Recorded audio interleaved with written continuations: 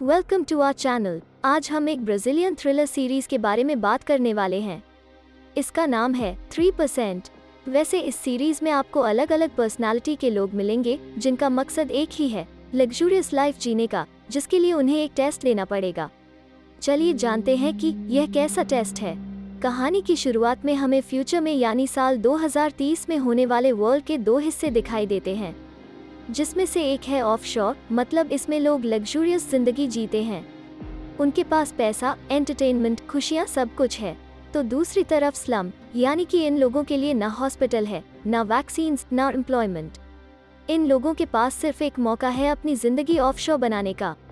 जब यह लोग 20 साल के हो जाएंगे तो इन्हें एक सिलेक्शन प्रोसेस पास करना पड़ेगा, जिसका नाम है द प्रोसेस। इसमें से 3% लोगों को चांस मिलेगा अपनी जिंदगी की प्रॉब्लम से छुटकारा पाने का और बाकियों को वही पुरानी जिंदगी जीनी पड़ेगी। एक सुबह अनाउंस किया जाता है कि सिलेक्शन प्रोसेस शुरू होने वाली है। सब लोग रजिस्ट्रेशन करने हेडक्वार्टर जाते हैं। इस प्रोसेस में एक नई लड़की शामिल होती है जिसका नाम है मिशेल।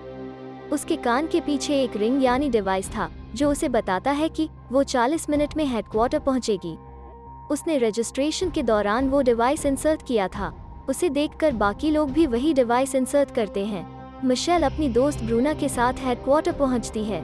सभी को एंटर करने से पहले यूनिफॉर्म पहनना पड़ता है। वहां का चीफ ओवरसियर एजेक्वियल उन सबको प्रोसेस के इम्पोर्टेंस के बारे में स्पीच देता है। वो बताता है कि इस प्रोसेस को एक कपल ने इन्वेंट किया था, पर उनके इस आइडिया को रिबेलियस ग्रुप ने अपोज किया। उसके बाद उसकी मुलाकात होती है नई एम्प्लॉय अलीन से। वो बताती है कि वो ऑफशोर से आई है एजेक्वियल का परफॉर्मेंस देखने। एजेक्वियल को यह बिल्कुल अच्छा नहीं लगता। वो अपने सीनियर से बातचीत करता है, पर उसके पास कोई ऑप्शन नहीं होता। दूसरी ओर ऑफशोर ग्रुप के लोग पार्टिसिपेंट्स के इंटरव्यूज लेते हैं। इसमें जो भी फेल होगा उसे घर जाना पड़ेगा। अब आती है मिशेल की बारी।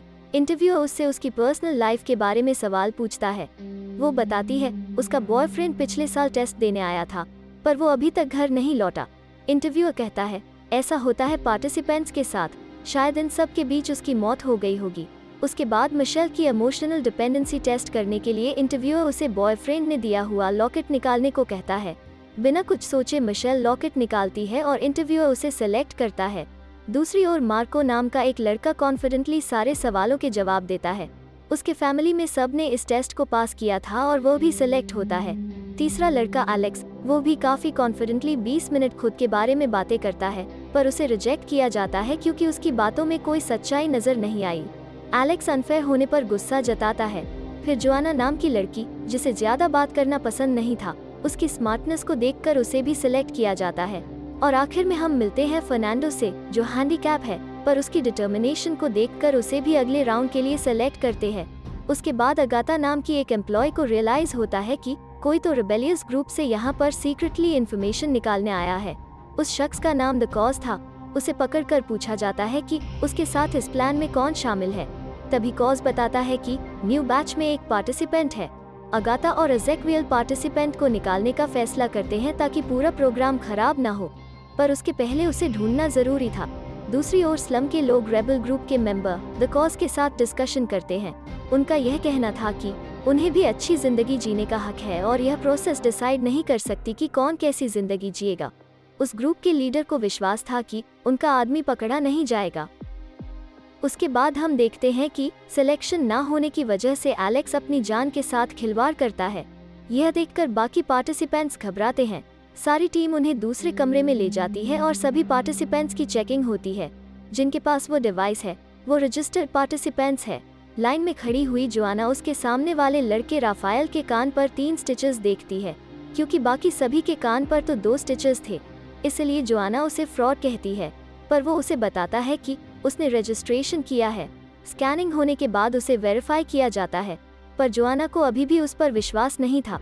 फिर होता है फाइनल टास्क शुरू, जिसमें पार्टिसिपेंट्स के सामने एक टेबल के बीच में बिल्डिंग ब्लॉक्स रखे थे।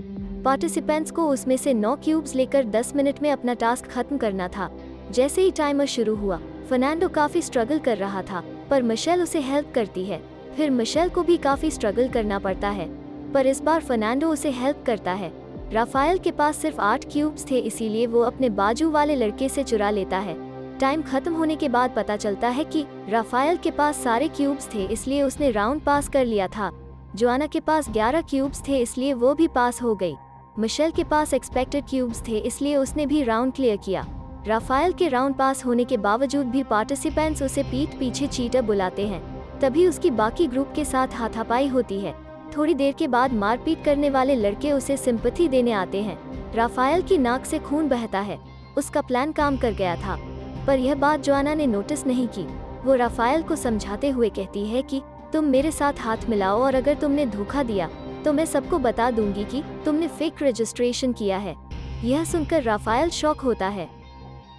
दूसरी ओर अलीन एज़ेक्विएल का इंटरव्यू लेती है, यह पता लगाने के लिए कि आखिर उसके काम में क्या गड़बड़ हो रही है।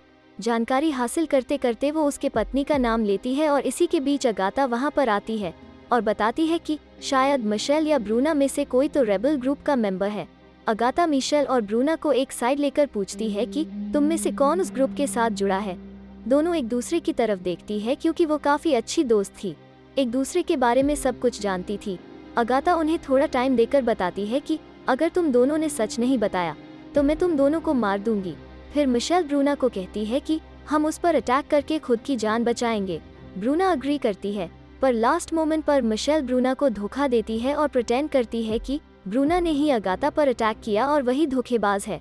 उस दौरान ब्रूना की मौत होती है और मिशेल वहां से निकलती है। दरअसल मिशेल रेबल ग्रुप के साथ जुड़ी हुई थी। मिशेल और ब्रूना बचपन से काफी अच्छी दोस्त थी। ऐसा कह सकते हैं कि ब्रूना ने किसी बड़े मकसद के लिए अपनी जिंदगी सैक्रिफाइस की। मिशेल ने बॉयफ्रेंड के गुम होने की झूठी कहानी बताई थी, पर रियलिटी में वो ऑफशोर जाकर अपने भाई को ढूंढना चाहती थी, जिसने इस प्रोसेस में हिस्सा लिया था। उसके बाद हम फर्नांडो के बैकग्राउंड के बारे में जान लेते हैं। उस प्रोसेस को पास करने के लिए फर्नांडो के पिता उसकी देखभाल करते थे ताकि वो भी ऑफशोर का हिस्सा बनकर आराम की जिंदगी जी सके। पर उसकी डिसेबिलिटी उसका बहुत बड़ा ड्रॉबैक था। जब फर्नांडो का मेडिकल चेकअप किया जाता है तब डॉक्टर उसे इंजेक्शन लगवाती है और पहली बार उसे दर्द महसूस होता है।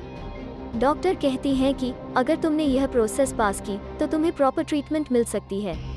पर फर्नांडो ने यह एक्सेप्ट किया था कि वो कभी चल नहीं पाएगा, इसीलिए खुशखबरी सुनकर भी वो हैरान होता है। उसके बाद पार्टिसिपेंट्स को ग्रुप बनाकर एक कमरे में भेजा जाता है। वहाँ पर 4 मैनिकन्स यानी के पुतले रखे थे जिनके चेहरे पर अलग अलग एक्सप्रेशंस थे। पार्टिसिपेंट्स को बताना था कि नेवी ब्लू कपड़े में बैठी औरत यानी कि पुतले के साथ क्या हुआ होगा। सारे पार्टिसिपेंट्स अपने अपने आइडियाज व्यूज सामने रखते हैं। फर्नांडो बताता है कि इस औरत ने जहर खाया है, इसके बाजू में बैठा आदमी इसका पति होगा क्योंकि इन दोनों के शूज पर गंध लगी है। इसका मतलब यह दोनों किसी के घर मेहमान बनकर गए थे। इस औरत का उस आदमी के साथ कोई अफेयर हो सकता है, इसीलिए उसने जहर खा लिया क्योंकि उसके चेहरे पर कोई एक्सप्रेशन नहीं दिख रहे। सब लोग फर्नांडो की बात से अग्री करते हैं, पर राफायल ऑब्जेक्ट करता है। राफायल कहता है कि उस औरत को सिल्वर ज्वेलरी की एलर्जी होगी क्योंकि बाकी सभी ने सिल्वर पहना हुआ है, पर इस औरत ने ग्लास की रिंग और लकड़ी की ज्वेलरी पहनी है और यह दूसरे आदमी के साथ इसीलिए बात कर रही थी क्योंकि वो डॉक्टर होगा। उसके बाद उन्हें ड्रॉअर से कुछ ह्यूमन बॉडी रिलेटेड डायग्राम्स मिलती है। यह सब कुछ चल रहा था पर जोआना काफी देर से चुप थी। फिर उसने कहा कि वो औरत ब्लाइंड होगी, इसीलिए उसके टेबल पर कोई लैंप नहीं है और चेहरे पर कोई एक्सप्रेशंस नहीं है। पर राफायल का असम्पशन सही साबित होता है। फिर उनमें से एक टीममेट को बाहर निकाला जाता है क्योंकि उसने कोई आइडिया नहीं दिया, कोई हेल्प नहीं की। उसके बाद तीसरे राउंड के लिए एज़ेक्विएल अलीन से कहता है कि तुम इस गेम को अच्छी तरह से मॉनिटर करो। दरअसल एज़ेक्विएल को काम से निकाला गया था। अलीन उसकी बात मानती है, पर उसे एज़ेक्विएल की हरकत पर शक होता है। फिर वो देखती है कि एज़ेक्विएल हेडक्वार्टर छोड़कर कहीं जा रहा है। दरअसल एज़ेक्विएल भिखारी के कपड़े पहनकर स्लम के हिस्से में चला जाता है। दूसरी ओर 7 लोगों को एक कमरे में भेजा जाता है और उन्हें 6 कॉइन्स दिए जाते हैं। 15 मिनट में उन्हें फैसला लेना है कि कौन उस कमरे से एलिमिनेट होगा और जो कोई कॉइन्स लेकर आखिर में बाहर जाएगा वो यह टेस्ट पास करेगा। राफायल कॉइन्स पकड़कर कहता है कि मैं तो बाहर नहीं जाऊंगा। फिर राफायल और मार्को की हाथापाई होती है। फिर सब एलिमिनेशन के लिए वोटिंग करते हैं। ज्यादातर लोग अनप्लेजेंट पर्सनालिटी की वजह से राफायल का नाम लेते हैं। मिशेल जोआना का नाम लेती है। जोआना राफायल की तरफ देखकर उसे बचाने के लिए कहती है, वरना वो उसका सीक्रेट सबको बता देगी। राफायल जोआना की हेल्प करता है और फर्नांडो का नाम लेता है। फर्नांडो कहता है कि अगर उसने प्रोसेस पास की तो उसके पैर ठीक हो सकते हैं। मतलब वो अपनी डिसेबिलिटी को ड्रॉबैक नहीं मानता था। फिर सब कहते हैं कि एक रिबन के जरिए कौन एलिमिनेट होगा इसका फैसला करते हैं। जिसके पास छोटा टुकड़ा होगा वो एलिमिनेट होगा। दूसरी ओर अलीन एज़ेक्वियल का पता लगाने में जुटी थी। उसकी हर मूव्स पर नजर रख रही थी। एज़ेक्वियल चुपके से जा रहा था। तभी उसने देखा कि कैमरा की लाइट ग्रीन हुई है और उसे पता चलता है कि कोई उस पर नजर रख रहा है। इसीलिए वो चेहरा नहीं दिखाता। इसीलिए अलीन एज़ेक्वियल को एक्सपोज करने का दूसरा रास्ता ढूंढती है। अब कमरे में सबके पास रिबन है। उन सब में जोआना के पास छोटा टुकड़ा है। इसका मतलब वो एलिमिनेट हुई है। एक एक करके सब बाहर जाते हैं, पर आखिर में जो लड़का जीतता है उसके पास कॉइन्स नहीं होते क्योंकि जोआना ने सबके शोर शराबे में कॉइन्स चुराए थे। इसीलिए अब वो लड़का भी एलिमिनेट हो चुका था क्योंकि जोआना के पास कॉइन्स थे और वो राउंड जीत गई थी। फिर बाहर आकर जोआना बाकी ग्रुप को ज्वाइन करती है और ठान लेती है कि यह प्रोसेस जीतने के लिए वो कुछ भी करेगी। और इसी मोमेंट पर खत्म होती है कहानी। आपको इन पार्टिसिपेंट्स में से कौन पसंद आया? आपकी राय हमें बताएं कमेंट बॉक्स में लिखकर। वीडियो को शेयर और लाइक करें। चैनल को सब्सक्राइब करना ना भूलें। बाय।